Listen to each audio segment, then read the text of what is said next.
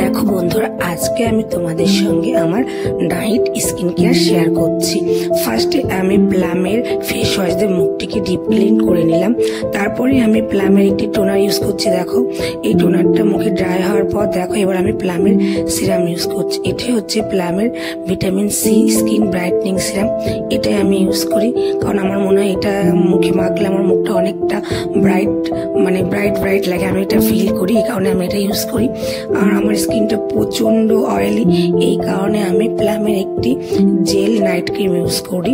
এটা মাখলে আমার মুখটা প্যাচে হয় না, আমার মুখটা বেশ ড্রাই থাকে। এটাই হচ্ছে আমার নাইট স্কিন কেয়ার। দেখো এটা অ্যাপ্লাই করার পর আমার স্কিনটা অনেকটা হাইড্রেটেড হয়, আমার বেশ ভালো লাগে।